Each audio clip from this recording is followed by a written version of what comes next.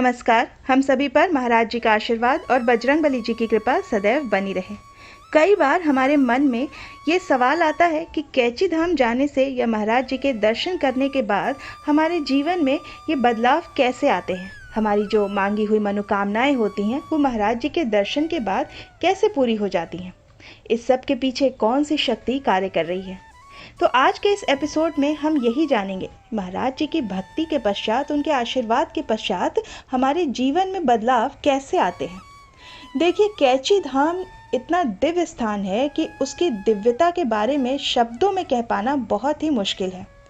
कैची धाम के प्रांगण में जब भी आप प्रवेश करते हैं तो आपने अनुभव किया होगा, और ये मेरा भी व्यक्तिगत अनुभव है, कि हमारे मन में जितने भी प्रश्न होते हैं, जो भी सवाल ऐसे होते हैं जो हमारे अंदर असमंजस भर देते हैं या जो कठिनाई भरे सवाल होते हैं, वो वहाँ प्रांगण में कदम रखते ही सारे के सारे शून्य हो जाते हैं। और एक ऐसी दिव्य शक्ति वहाँ पर हमें अनुभव होती है जिससे हमारा रोम रोम जो है वो पुलकित हो जाता है। निश्चित तौर पर आप सभी को मैं ये कहना चाहूँगी कि कैची धाम बहुत ही दिव्य स्थान है। जो भी कैची धाम जाने के लिए भक्तगण अपना मन बना रहे हैं तो अवश्य कैची धाम जाएं। आपके जीवन में ज़रूर ऐसे परिवर्तन आएंगे, इस प्रकार से आएंगे कि जो आपने पहले सोचे भी नहीं होंगे। तो कैची धाम में महाराज जी के दर्शन के पश्चात आपको बहुत सारे लाभ होते हैं, जिसमें मैं आपको बता दूं कि सबसे पहला और सबसे उत्तम लाभ तो यही होता है कि आपकी जो आध्यात्मिक शक्ति होती है, प्रत्येक मनुष्य के अंदर एक आध्यात्मिक जो ओज होता है, या ऐसा कह लीजिए कि हर मनुष्य के हृदय में एक आध्यात्मिक जो उसका कोना होता है, जहाँ पर आपकी जो दिव्य शक्तियाँ होती हैं वो वास करती हैं। तो कैची धाम में प्रवेश करने से सबसे पहला लाभ आपको यही होता है कि आपकी आध्यात्मिकता की तरफ जो रुचि होती है वो बहुत ज़्यादा बढ़ जाती है। आपका जो दिव्य ओज है उसको बल मिलता है।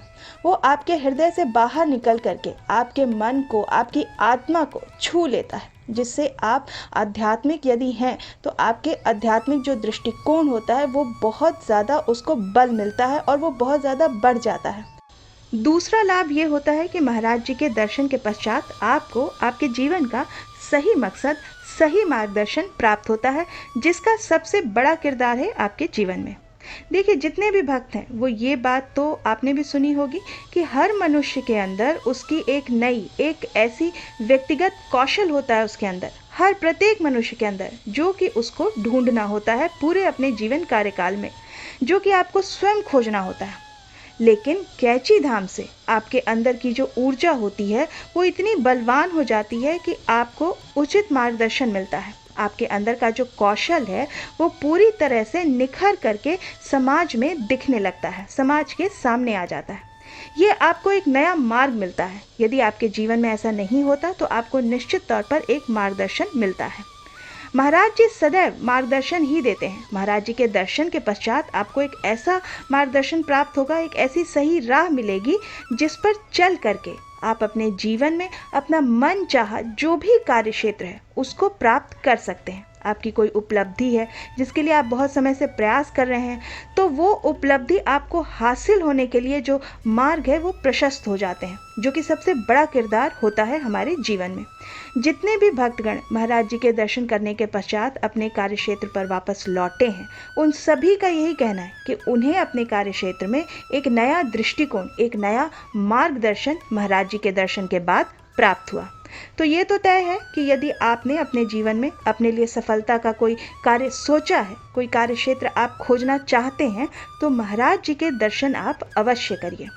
निश्चित तौर पर आपको एक उचित मार्गदर्शन मिलेगा जो आपके कौशल से आपके कार्य को बहुत ही बेहतर बनाने में कारगर होगा। तो ये था सबसे उत्तम लाभ। इसके बाद कैची धाम आने पर आपको एक चीज़ का और ध्यान रखना चाहिए, और वो है कि यदि आप पहले से आस्तिक हैं तो आपके आस्तिकता को बहुत बल मिलने वाला है, और जो दिव्य शक्ति है वो आपके साथ सदा के लिए जुड़ जाती है। आप जीवन में कोई भी कार्य करते हैं तो वो दिव्य शक्ति आपको पूरी तरीके से सहयोग करती है।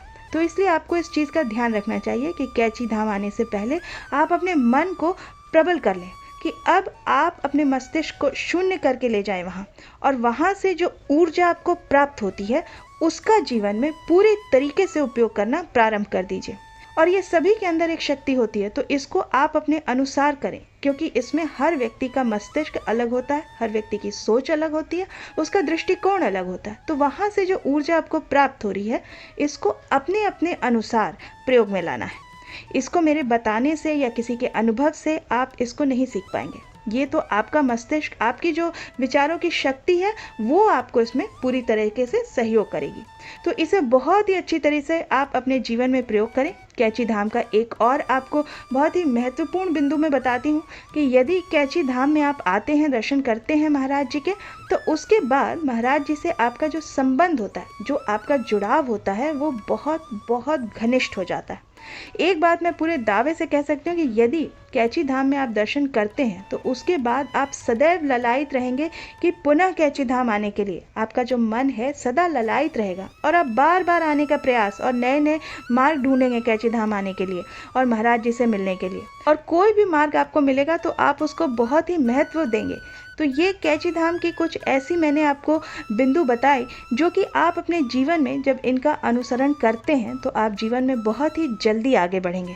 अच्छा, अब बात आती है कि आपकी मनोकामनाएं पूरी कैसे होती हैं। तो मनोकामनाएं ऐसे पूरी होती हैं। दो चीज़ मैं आपको बताती हूँ। पहला बिंदु तो यही है कि जब आप कैची धाम आते हैं तो आपको एक मार्गदर्शन तो मिलता ही है महाराज जी से। जो मार्गदर्शन यहाँ से प्राप्त होता है, उसे जीवन में उपयोग में लेना आपका कार्य है। जितना ज़्यादा आप इस शक्ति का प्रयोग अपने जीवन में करेंगे, उतना जल्दी और उतना सटीक तरीके से आप अपने कार्य क्षेत्र में आगे बढ़ना शुरू कर देंगे। तो इसलिए दर्शन के पश्चात आपको ये चाहिए कि आप कार्यों में, अपने जो कार्य हैं उसमें देरी ना करें। अपने कार्य को महाराज जी के दर्शन के पश्चात, उनके आशीर्वाद के पश्चात बहुत ही शीघ्रता से अपने कार्य पर जुट जाइए। आप जो मार्गदर्शन महाराज जी से प्राप्त करेंगे, जो अमोघ आशीर्वाद आप प्राप्त करेंगे, वो आपके कार्य में निश्चित तौर पर आपको सहयोग करेगा, आपकी सहायता करेगा। ऐसा विश्वास आपके मन में सदैव होना चाहिए। कभी भी विश्वास जो है वो कम नहीं होना चाहिए, खोना नहीं चाहिए। क्योंकि देखिए, आप विश्वास करेंगे तो सब चीज़ आपके लिए संभव है। यदि आप विश्वास ही नहीं करेंगे, सदैव शिकायत करेंगे, तो आप जानते हैं कि इसका कोई हल नहीं है। क्योंकि मानने वाले के लिए सब कुछ है, जो नहीं मानते उनके लिए बहुत सारी चीज़ें भी केवल शून्य के बराबर ही हैं। तो ये तो आपके विश्वास पर निर्भर करता है कि आप कितना विश्वास महाराज जी से जुड़कर अपने मन में रखते हैं। दूसरी बात यह है कि महाराज जी के दर्शनों के पश्चात आपको महाराज जी की फ़ोटो, यदि कैची धाम से संभव हो सके तो आप प्राप्त कर लीजिए। अन्यथा आप कहीं से भी ले सकते हैं, महाराज जी की कोई भी फ़ोटो ले सकते हैं। महाराज जी की कोई विग्रह, महाराज जी से संबंधित कोई भी चीज़ आप अपने घर में या अपने ऑफिस में जहाँ आप काम करते हैं वहाँ आप रख सकते हैं, जहाँ महाराज जी सदैव आपके साथ रहेंगे। उससे क्या होगा कि उससे आपके मन को शक्ति मिलेगी। आप अपने किसी कार्य क्षेत्र में या अपने ऑफिस में महाराज जी की फ़ोटो को स्थान दीजिए, महत्वपूर्ण स्थान दीजिए। और महाराज जी जब आपके कार्य क्षेत्र पर आपके साथ होंगे, तो जितनी बार भी आपकी नज़र महाराज जी के फ़ोटो पर पड़ेगी, तो आपका जो आत्मविश्वास है वो और निखर कर आएगा। और जिस भी नए प्रोजेक्ट में आप हाथ डालेंगे, तो आपका आत्मविश्वास ही आपको कई हद तक वहाँ पर विजयी बना देगा। जब महाराज जी का आशीर्वाद मिल जाएगा, तो ऐसा कोई कार्य है ही नहीं जो नहीं बन सकता। इसलिए मैंने आपको कुछ आज महत्वपूर्ण बिंदु बताए हैं, जो कि आपकी मनोकामना को पूर्ण करने में पूरी तरह से सहायक होते हैं। एक बार यदि आप कैची धाम आपने जाकर दर्शन कर लिया, तो आप समझ लीजिए महाराज जी तो सदैव सदैव आपके साथ ही हैं।